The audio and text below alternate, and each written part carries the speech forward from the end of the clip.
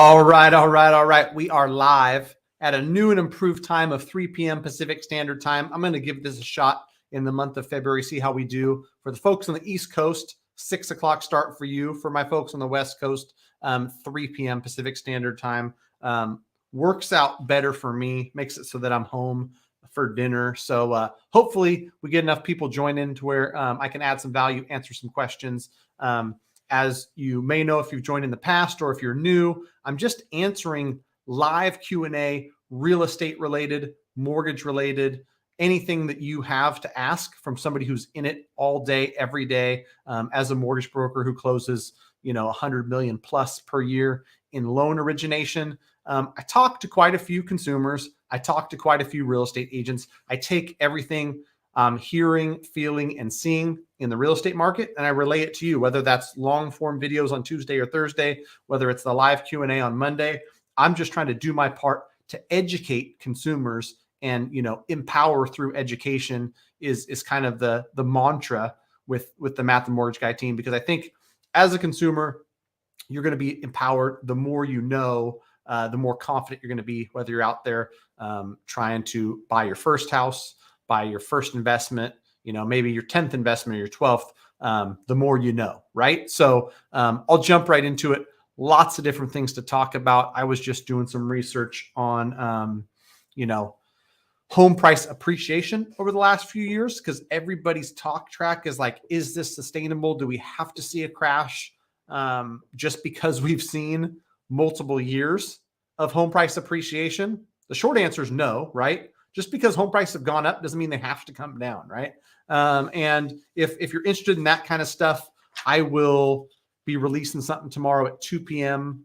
Pacific Standard Time on the YouTube channel. It's about 10 minutes where I go over, home price appreciation numbers over the last few years, what people are projecting for 2022, supply, demand, how that's probably the number one way to determine what we're going to see as far as home price appreciation. Because when there's less than a month of inventory, I can tell you with almost absolute certainty, home prices will continue to go up, because on the demand side, things are not slowing down.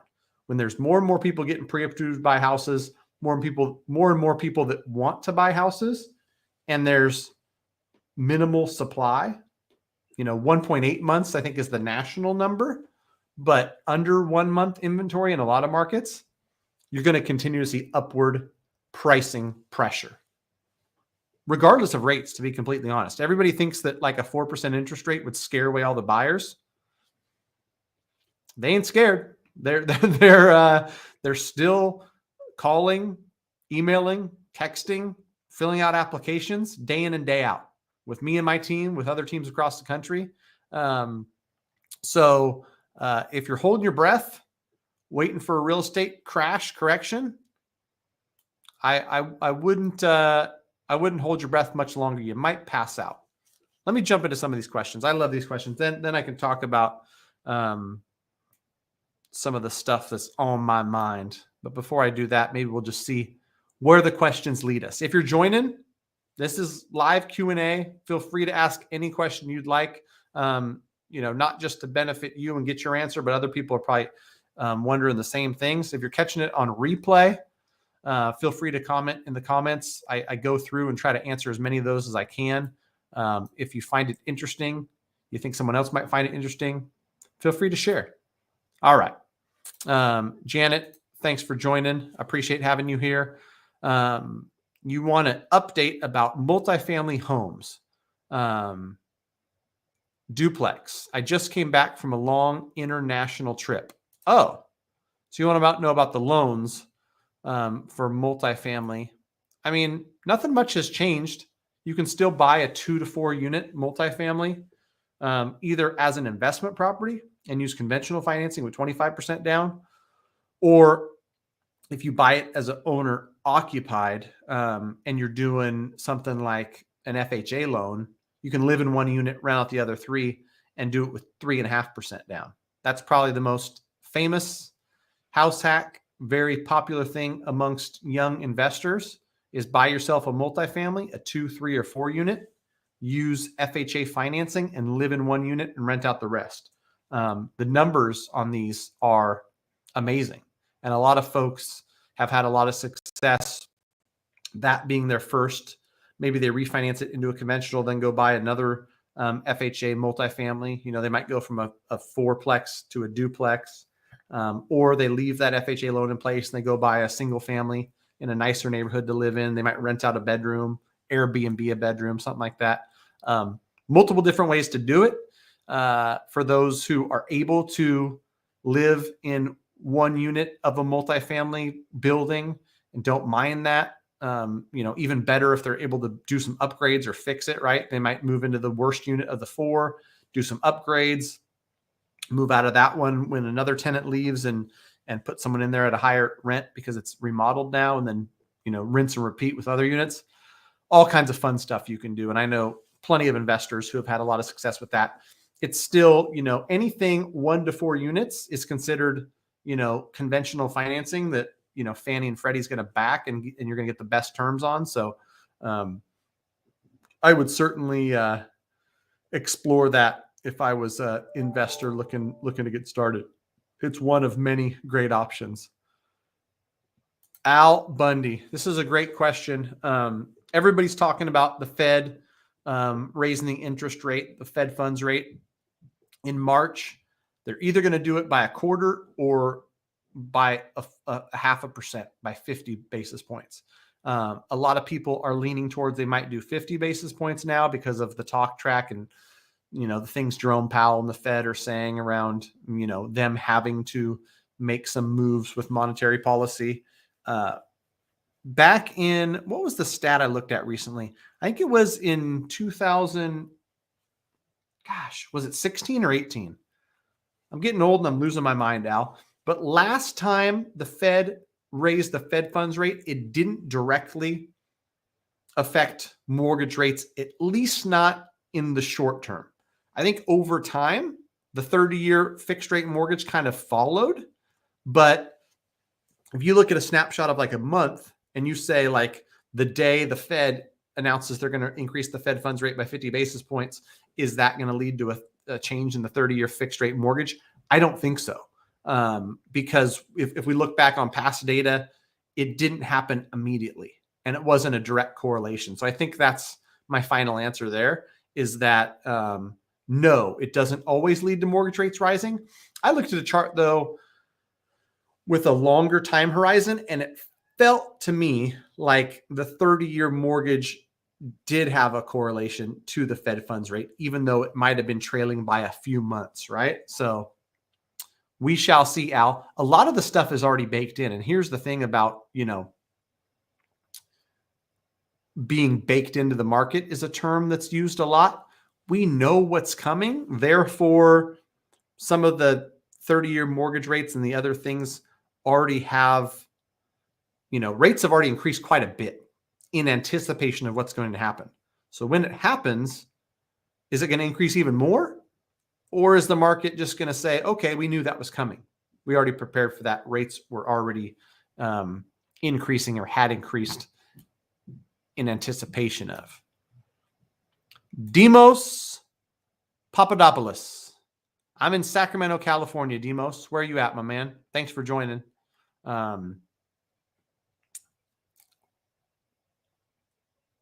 Papadopoulos. Sounds like a familiar name. Feel like we might be connected in a past life when I was managing poker rooms or something. I don't know. Thanks for joining. Send me a message. Let me know where you're at. Maybe we can collaborate on something. All right. Arpit Mahindru. Thanks for joining. Appreciate having you here. Thanks for, asking questions. I appreciate everybody on here who decides to join, decides to ask questions, because without the questions, it would just be me here in front of a camera telling people, smile, the sky's not falling. You can still own a house. It's not as dismal as some people might paint it. And I try to do that for an hour, but with questions, makes it a little bit more fun. If the house appraises below the offered price and you waive your appraisal contingency, do I need to pay an additional amount to hit 20% equity or the entire appraisal gap? Offered $857, appraised at $825. I want to go through this in real time because this is a great question. and something that's super, super common. So I appreciate you asking this question. Let's say that you offered 857, right? And you were going to put 25% down. So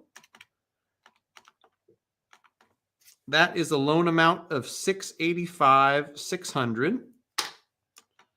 And let me do the math on 20%. 171, 400 down. Now here's the options you have. If you qualify, and that's the if part, right? If you're absolutely maxed at 870 or 857 with 20% down, you know, your debt to income ratio is 49.96 and you're maxed, then you might not be able to do this. But for most people, if there's wiggle room, what you can look at is you're buying it at 857, you're keeping your loan amount at 685, 600. In the lender's eyes, you are 825.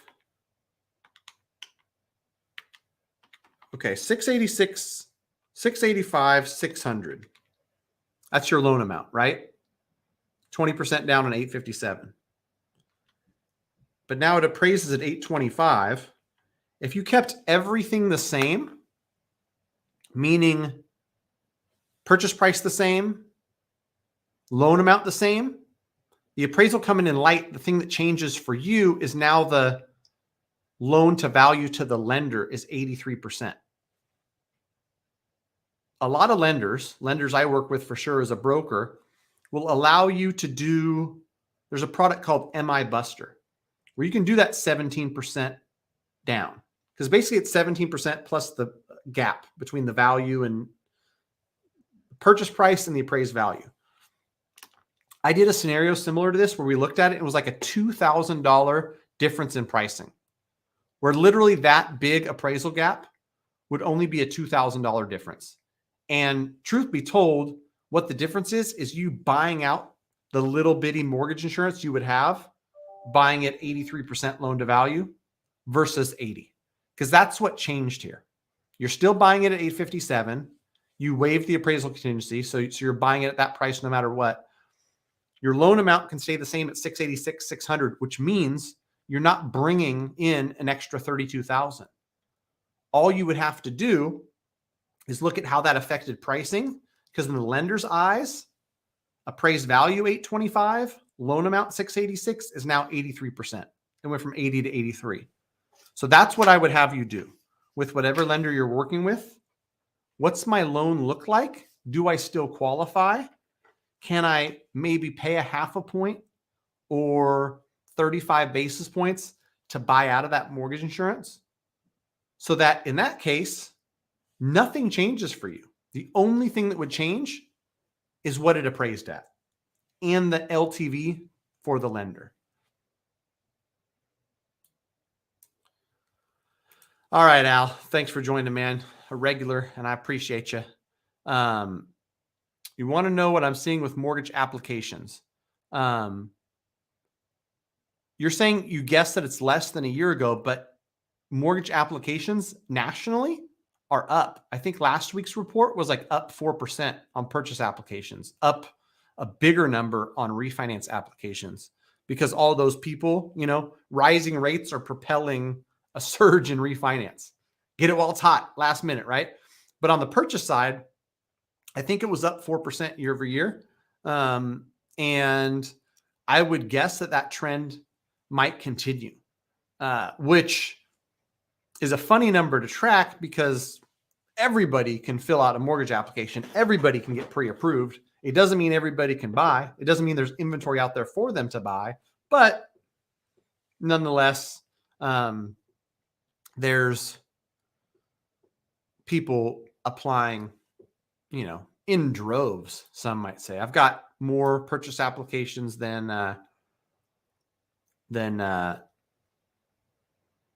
ever, I think, in a, you know, first 4 or 5 weeks of the year terms.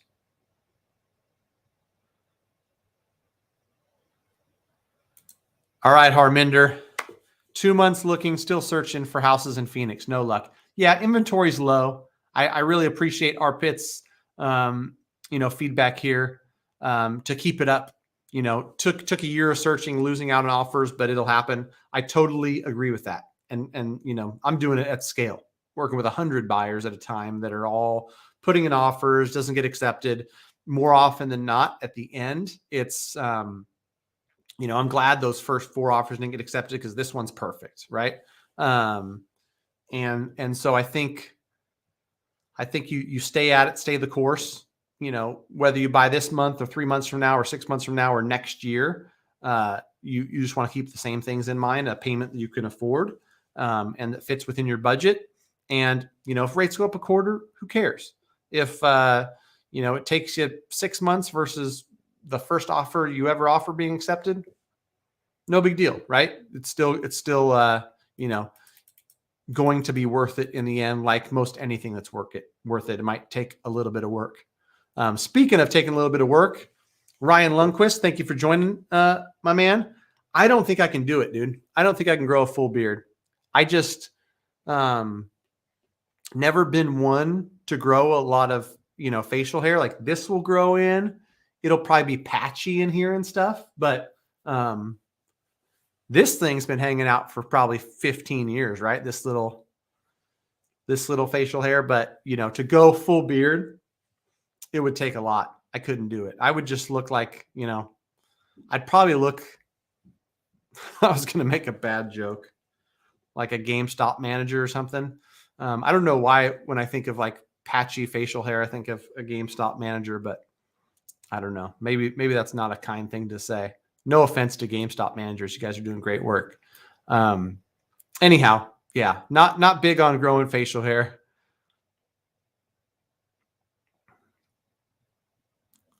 What's up, Joey Garessi? Good to see you here, brother. Oh man, the game in San Francisco was great. You may or may not know, I'm a huge Kings fan, been a Kings fan all my life. And, it's years and years of misery with a couple good years sprinkled in 02 and 03 when we had Weber and Bibby and Doug Christie and Chris Weber. And we had, a good fun run there. Good buddy of mine gave me tickets to Warriors Kings. So took the kiddo out there to Chase Arena in San Francisco. That place is nice. I thought the Golden One Center in Sacramento was nice. That Chase Center out in San Francisco, very nice. Theo, what's up? Thanks for joining. I'm trying 3 p.m. Pacific Standard Time because I work too dang much, man.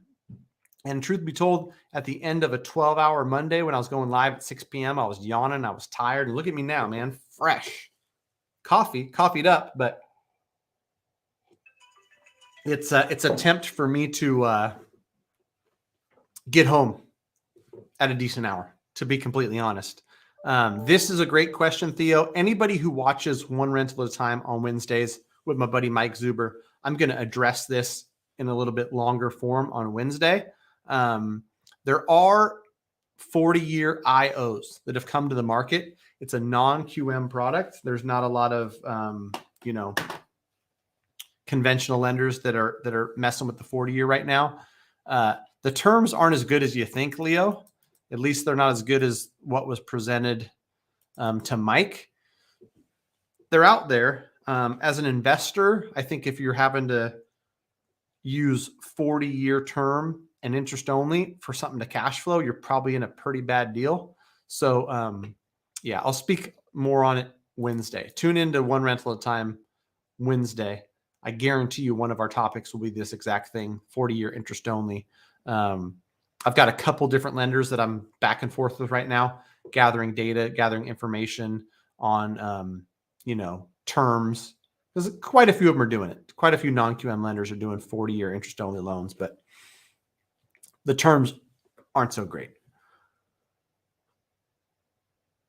Yeah, that's a true story. Our pit is, the ones you lose, you'll learn a lot from, and you'll get more clear on what your buy box is, what your criteria is, what you're actually looking for. Before I jump into more questions, I want to share a quick story. I know everybody loves a good story, right? And as you know, I talk to real estate agents day in and day out. I had a great conversation with a real estate agent in my office today, a good buddy of mine who I do a lot of business with, and I'm not going to name his name, and I'm not going to tell you where exactly this listing was, but we had a funny conversation around how hot this market is, and to kind of show how hot the market is, he went to a listing appointment where out front there was multiple gunshot holes in the garage door, multiple gunshot holes in a front window, in the front door. When he went inside, like stuff went through the house, up in a ceiling fan. Back slider was completely blasted out. Like this was some automatic fire, multiple bullet holes everywhere, right? And I asked him about it, how it was going to affect what the market value was, what someone was willing to pay. And he said, Matt, to be completely honest, when I did the numbers, when I ran comps, when I kind of figured out what I was going to propose to the seller as a list price, I didn't factor it in at all.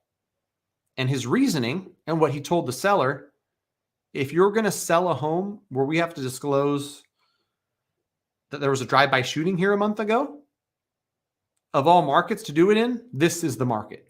Meaning, like, people are looking past a lot right now. Homes that shouldn't be selling in 7 days are selling in 7 days. Homes that usually would not get multiple offers because of condition or location or a combination of those things are getting multiple offers. They're selling higher than you would ever imagine because there's so much demand. There's so little inventory. So the moral of the story is, if you've got an ugly duckling or a house where something bad happened that you have to disclose, and we had the conversation around like 100%, this has to be disclosed because the seller could get in a lot of trouble if they didn't disclose it. This is the market to do it in.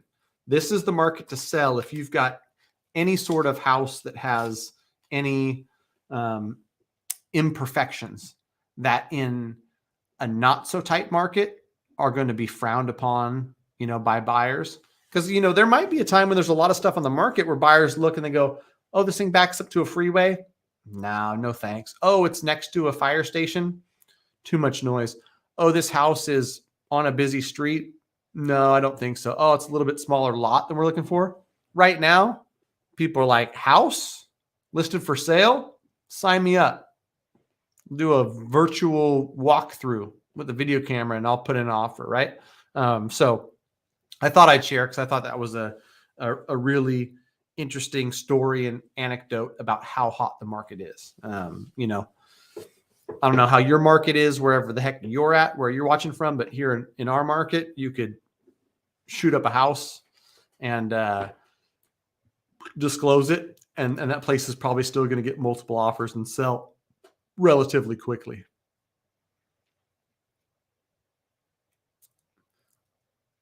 All right, we got Joey Garessi. Your mom is a realtor out in OKC. You're a real estate investor out in OKC. So I'm loving that you want to share some stuff that's going on out there. In the higher price listings, it's actually a buyer's market. Oh, sweet. So 800,000 plus. It's a buyer's market where there's not a lot of buyers at those price points. That's interesting because, as much as we used to segment it, and, Ryan Lundquist can attest to this, with under 400,000 used to go super quick.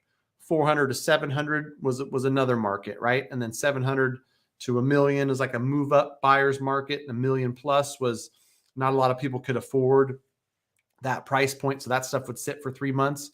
Right now, I feel like across price points, there's a ton of demand, and it's action galore at all price points. But I think more than I've ever seen before in 2020 and 2021, there was people willing, able, and out offering, 1 million, 1.5 million, where it kind of blew my mind, to be completely honest. Before, you would see stuff sit, someone would list at 1.2 and they get offered $1,050,000, $1,075,000, and thing would go into contract. And it seemed like a lot softer the higher you got because less people can afford it. Over these last 2 years, I feel like you listed at 1.1, it sells for 1.3. There's people lined up for miles that can afford a purchase at 1.3. So it's definitely changed a lot in a lot of California markets, but it sounds like out in OKC, if you're buying $1 million property, you might have a little bit of leverage. Won't spend too much time on this, Albus. You're right. We were robbed by the refs against the Lakers in the Western Conference Finals. Oh, terrible. Hammer Ride Cycling, thanks for joining. Closing this Thursday. And I don't know the meaning of CC&R in a property. What are those called? The covenants or something? Basically like the rules and regulations of a certain community. I would get with your real estate agent on that. Lenders aren't necessarily going to be super versed on CC&Rs, but the realtors should be, help you make sense of the legalese and all the stuff that's in there. All right, Ryan, I knew that you would be able to back me up here. Abnormally competitive. Right. Like I saw that, Ryan, and I honestly couldn't believe it because I had spent years telling people like, listen, if you're buying at 800, if you're buying at $1 million, if you're buying at $1.2 million, not everybody can afford that high. Like you're in elite company. You're not going to be competing against 10 offers. And then I see people competing hard at 1.1, 1.2, 1.3. So I think, I appreciate you chiming in and backing up what I was saying. We're across all price points, at least in Sacramento, at least in the, surrounding counties that I'm doing a majority of my business in, it will, certainly be the most competitive at the lower price points because I think, entry level stuff at 400 and 500,000 still feels super uber competitive, but it doesn't necessarily get a lot easier when you go 700, 800, $1 million, because there's just as much demand or close to it in the higher price points.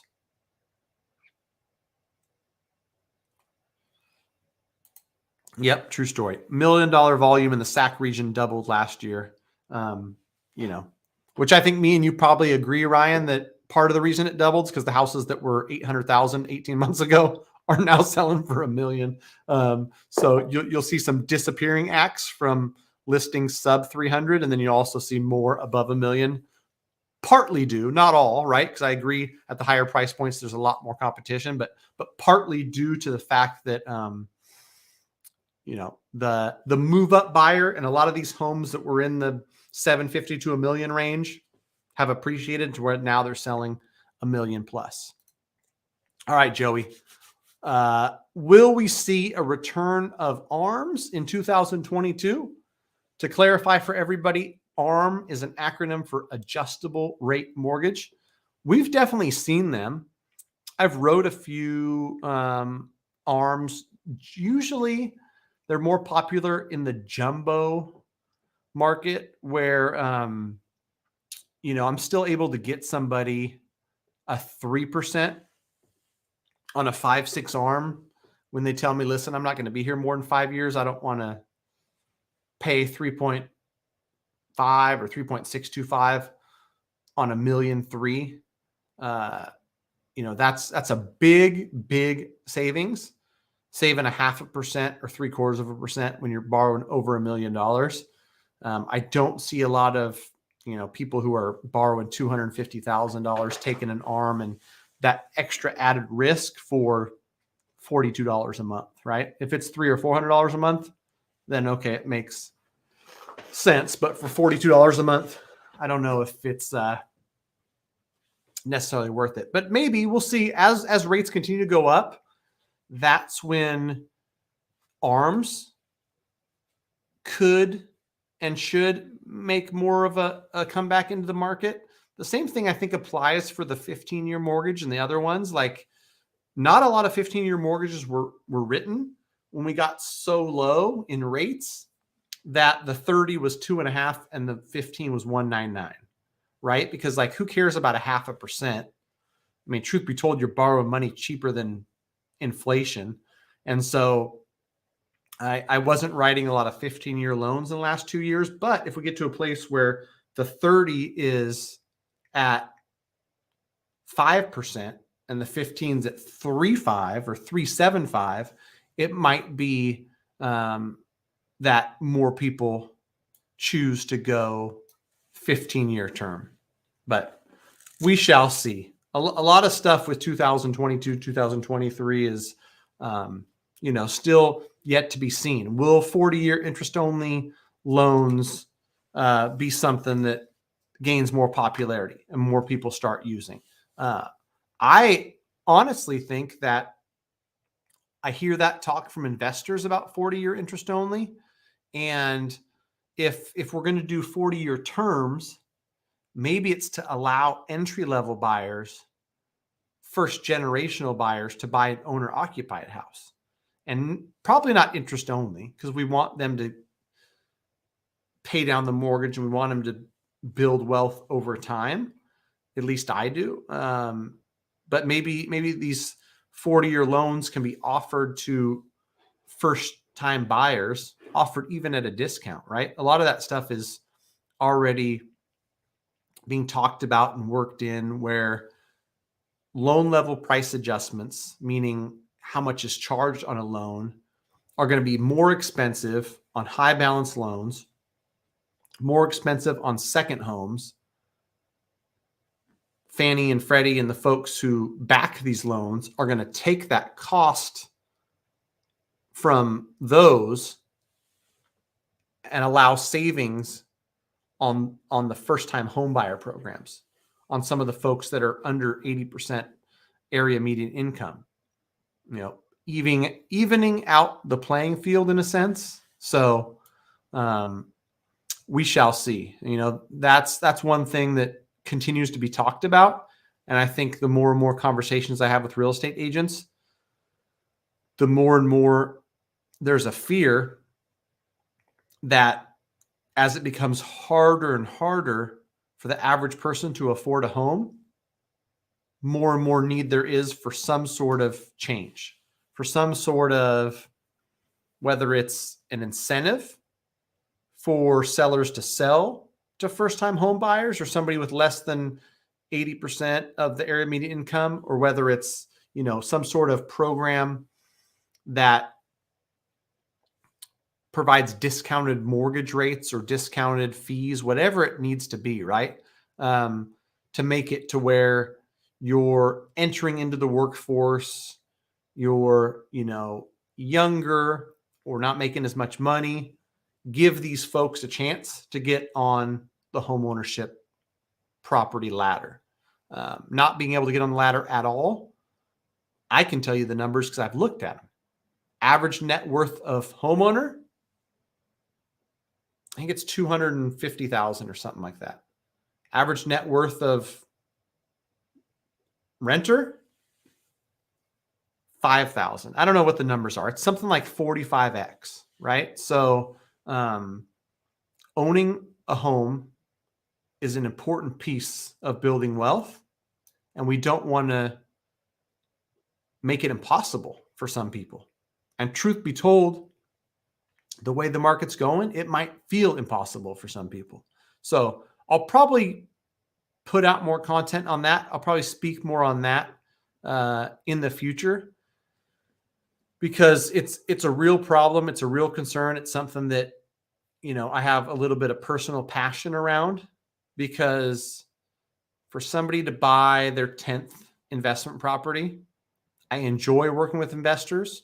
Truth be told, these investors were people who didn't own anything 15 years ago. A lot of them, they might have come from, meager beginnings, and they've worked their butt off to get here. So they shouldn't be like, shouldn't make it harder for them just because. But that 10th one, if that's a little bit harder, but the first one for an individual or for, a family, we should do everything in our power to make it accessible for that person. Okay. End of rant.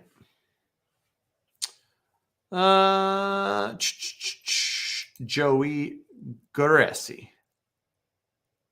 Yeah, those rumblings, Joey, were I haven't heard much more. That original stuff I put out, I don't know how long ago that was, 2 or 3 weeks ago, that there was going to be programs for less than 80% AMI. Nothing more, at least, has come across my radar, but I'll definitely keep you posted. A 40-year loan isn't that crazy of an idea. An interest-only loan was essentially an infinity-year loan. Well, the interest-only, the 40-year IOs is a 10-year IO, and then it converts to a 30-year fully amortized loan. So it's basically like, the first 10 years is lowest payment possible and just paying interest, and then it converts into a fully amortized loan where, basically like a 30. The good point someone made on something I was watching, or maybe it was on a video I made and somebody pointed it out. When somebody refinances their 30-year after 10 years back into another 30-year, they've essentially done a 40-year loan, right? And so doing a 40-year from the start isn't like the most terrible thing in the world. I honestly think that for some people it'd be helpful. And if you think about some of the down payment programs that exist, putting a second and a third loan, charging more fees, charging a higher interest rate, I almost think like a 40-year fixed rate loan, you put 3% down, you put 5% down, is a better proposition than owing 105% of the purchase price with these down payment assistance programs, where you have to hope that we've got home price appreciation to even be able to refinance out of it. Just my 2 cents.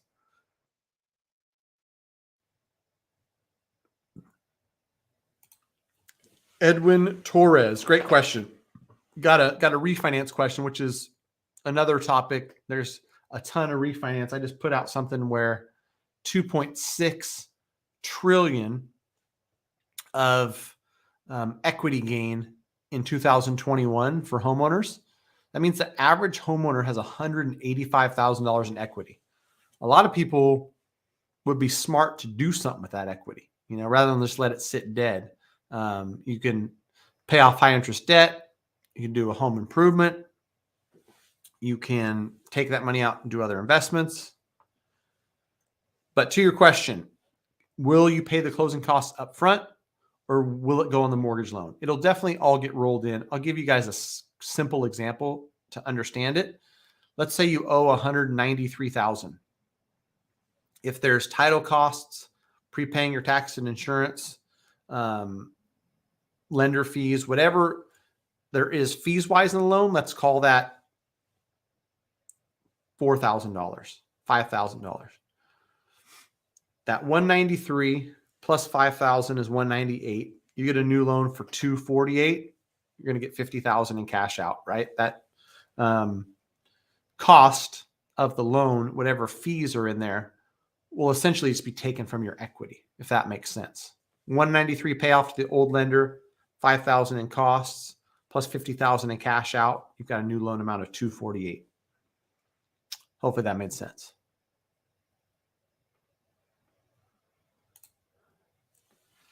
Kyle, this is a really, really good question. Why do you think the 30-year mortgage rates are up to around 3.75 when the Federal Reserve hasn't even raised the Fed funds rate at all yet?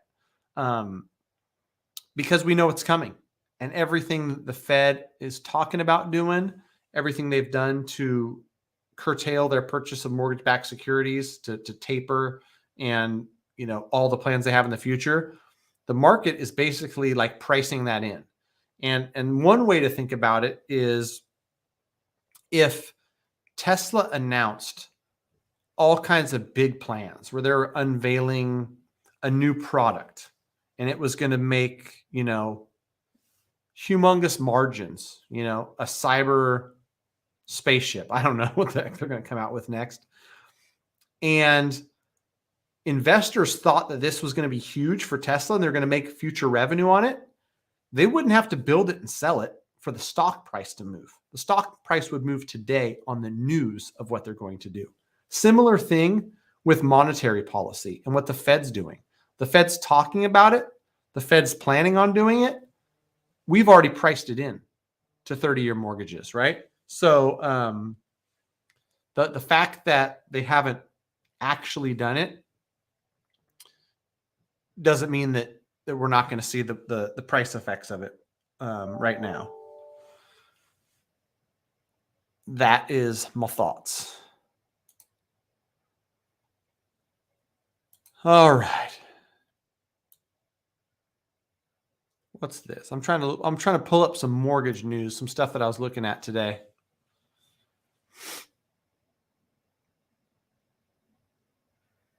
Woo!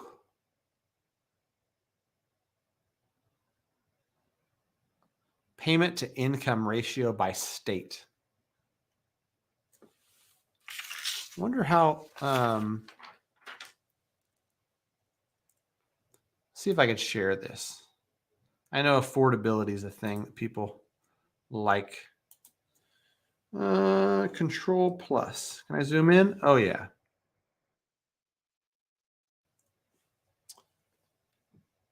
I know people like talking about affordability. Tell me what express refinancing is. I'm telling you, these lenders out there, they use some crazy terms.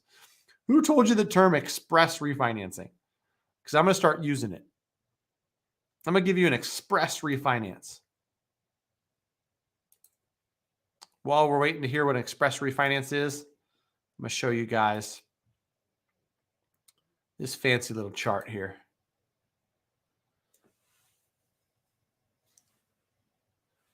There we go. These percentages right here are payment to income ratio by state. California's tough because we have like LA and the Bay Area, $1.5 million for a shack. But still, that's kind of wild to think. 43%. Basically meaning if the average income is X, then the average payment for the median priced home is 43% of that. Where's the cheapest one on here we can find? 19.5%? Oh, 15.9. 14.5. Can we get lower than 14.5? I wish I was better at my states.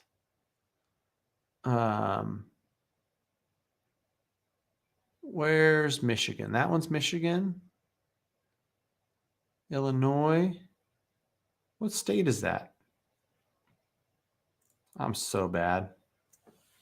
I'm not even going to embarrass myself on camera by guessing what state that is. Sorry, guys. It's been a while since I've been in school. But yeah, where it's pretty wild to think about, like, look at that. Like, it's either less affordable or more affordable than 1995 to 2003.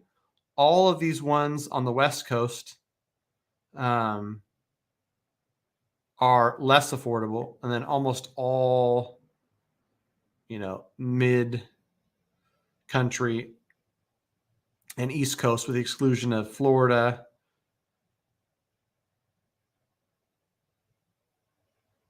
Wow. Iowa, Joey? All right, I'm going with Iowa. Final answer. Cheapest place to live. I wonder oh, Cleveland, Ohio. Is that, oh, it is Iowa? Sweet. Thanks for checking that for me. Yeah, see, look, this is what weighs us down, least affordable. LA, San Jose, San Diego, San Francisco. 4 of the worst, most least affordable markets.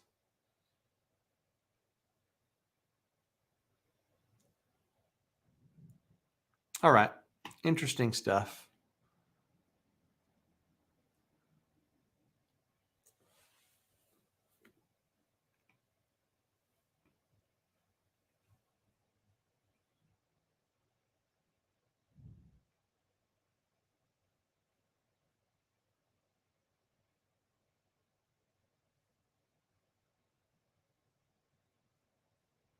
Average points paid on rate locks. That's another interesting one.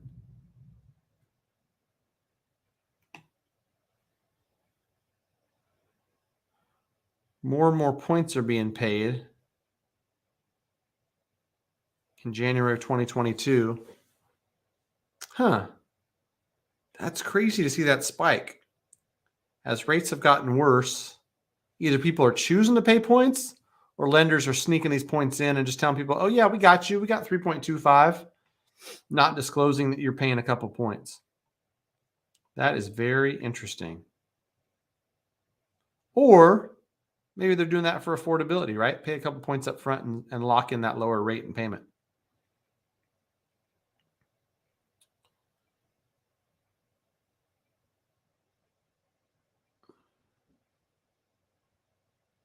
Oh yeah, refinance candidates. This stuff's falling through the floor. Less and less people with incentive to refinance. Look at that's down to 6 million. There was like 18 million people that had benefit from refinance. Like last January. That's been cut into a third. That's down 66%. Which, when they say refinance candidates, I'm sure it's some metric around like there's a 50 basis point incentive to refinance, something to that effect. New forbearance plan starts. Those should always be down. People are getting out of forbearance.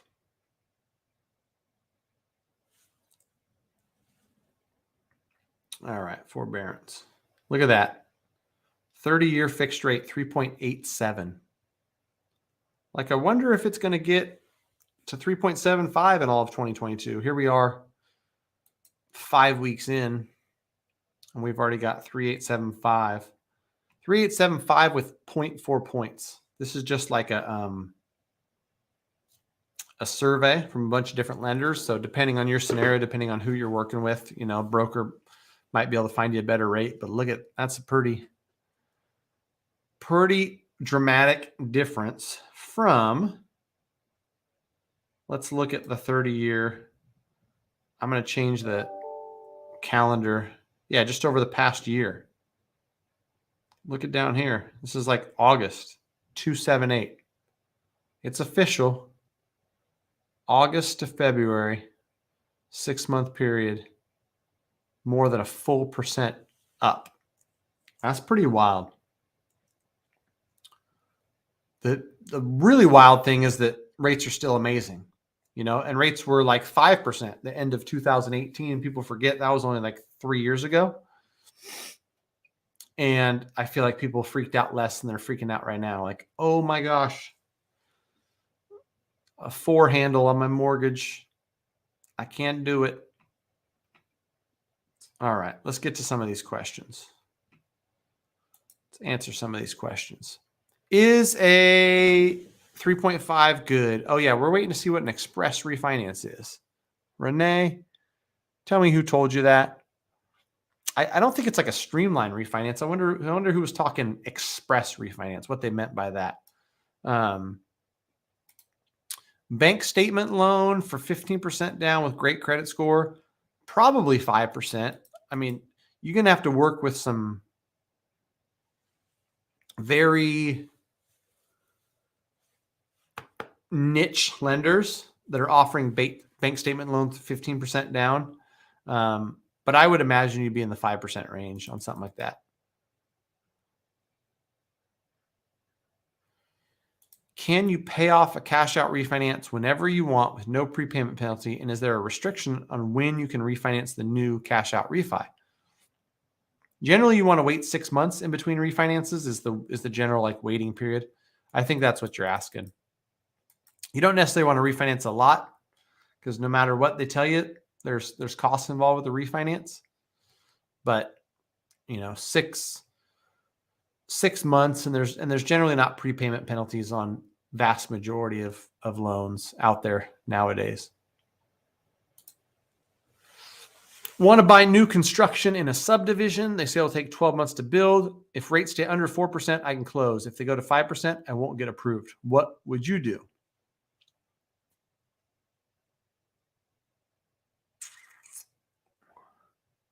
It's a tough question. I mean, it depends on how. I guess the answer is if the 4 to 5%, which I would guess, it depends on price point, is a $200 or $300 a month difference in payment. If that excludes you from qualifying, you probably shouldn't be buying the house. That's my honest feedback, because debt to income ratios of 41 that turn into a 46 at the higher interest rate might be if it's that close, maybe I just wouldn't do it, right? Do I think that rates are going to go to 5? Probably not. If rates did go to 5, could you buy it down to 4.75 and still make it work from a qualifying perspective? If those are answers that you're like, I could, but I don't want to, and it's a stretch and it stressed me out, those are never the things I want to hear from a buyer. I want buyers to be confident and know that, they've got wiggle room, right? Whenever you're in a situation where like, this has got to happen, that's got to happen, I've got to be under this for it to work, whether it's a primary purchase or a investment product, I don't think it's a good way to go.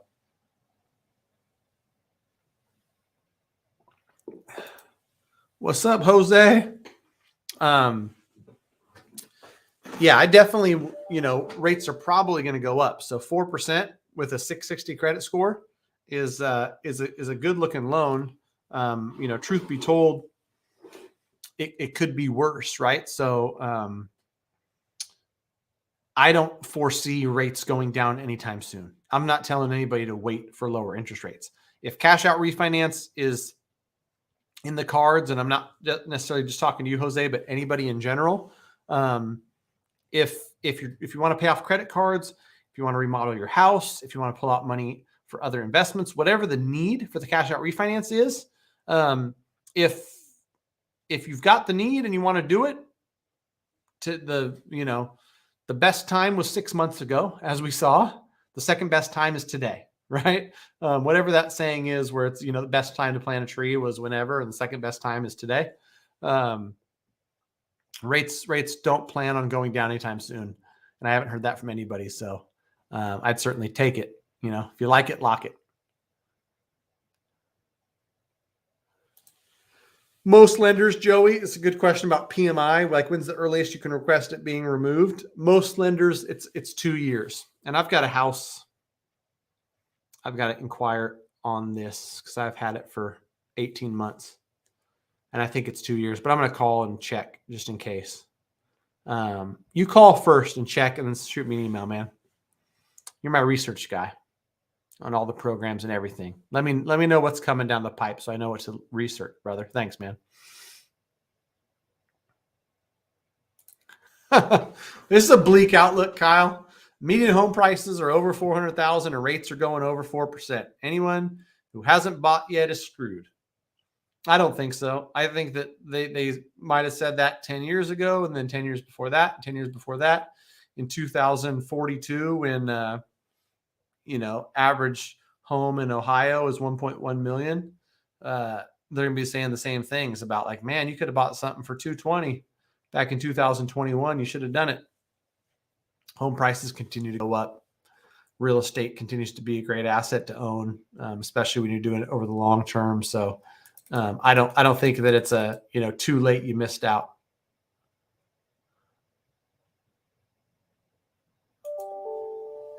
Hey, Renee, I'm glad you brought this up because it's great to point out that a flyer you get in the mail that's talking to you about a refinance, you should put very little faith in.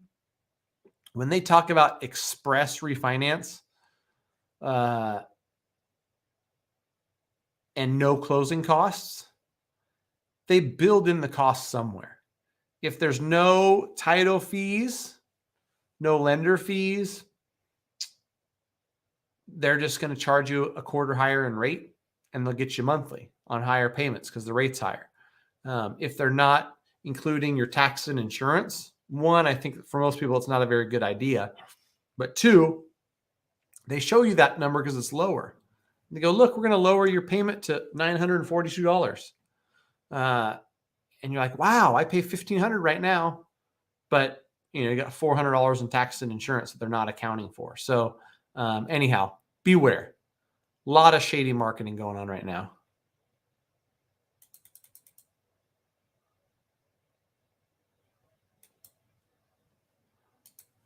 Hey, Edwin, happy to help you out, man. I haven't done any pricing yet on this live stream, and I will gladly do it. Let me know what your loan amount and value is, and I'll do a quick price before I jump off here because I'm nearing my hour. I'm losing my voice. I don't know what's going on. I'm getting old, guys and gals. Edwin Torres.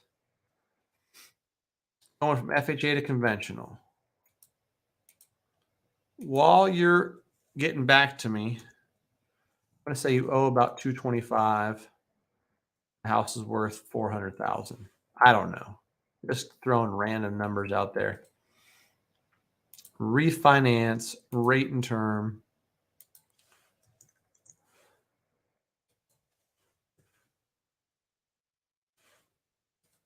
I only got one lender pulled up. I'll usually price it on Arrive and get multiple lenders pricing, but I'm just going to get one lender's pricing. Hey, what's up, Chris? This is a great question. It's hard. And I guess it depends on the market. In my market, the reason why FHA is so hard is not because the FHA product is, inferior. Agents are afraid of it, but almost every offer I see getting accepted is either waiving the appraisal contingency altogether, or it's writing in an appraisal gap of 30,000, 40,000, 50,000 above appraised value. And FHA buyers with 3.5% down don't have that money, right? They've got a 3.5% down FHA plus closing costs and maybe a couple months reserves in the bank, but they don't have 30% down plus another 80,000 in the bank to make up an appraisal gap, which goes back to my point of wanting to make it to where the average person can buy a house and get in the game versus folks who just have more resources, have more money.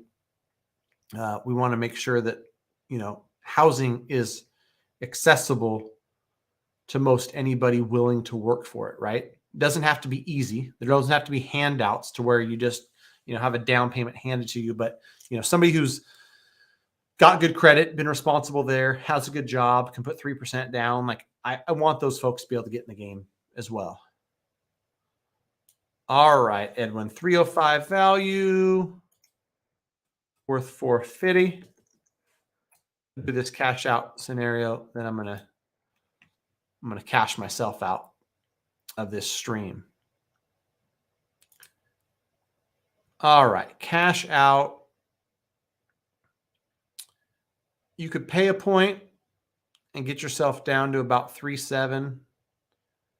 without paying points, like no cost at all, like a no cost loan, you're closer to 4%. So yeah, pay a point for 375, or like the way I have it structured in my system, no underwriting, no processing, no nothing, no points, totally no cost from a lender side. That scenario you have on a cash out's about 4. And then if you paid no processing, no underwriting, no other fees, but about a point cost, to get a 375 for that scenario.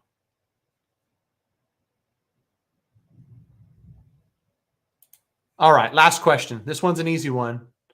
First mortgage went to a broker, but a year later it was serviced by Chase, probably because it was a jumbo product. That's just my guess. The servicing might get sold to somebody like Chase if it's jumbo. We're looking for a second home. Should I go to Chase for the loan or back to the broker? Broker, always broker, twice on Sundays. Faster, cheaper, easier. You want to contact me or my team, go to greatmortgagebroker.com. We're happy to help. Let us know where you're at, how we can help, and we'll be in touch shortly. Thanks to everyone who joined. I appreciate the heck out of you. If you've got ideas on things you want me to cover in future streams, I'm more than happy to. If you have ideas on things that you want me to make long form content on YouTube around, let me know. I'm just in it all day, every day, talking to consumers, talking to real estate agents, taking stuff I'm learning, seeing, and hearing from those conversations. I'm pressing play, I'm pressing record, and I'm speaking them to you guys, empowering you guys through education. Thanks for watching. And until next time, we gonna see.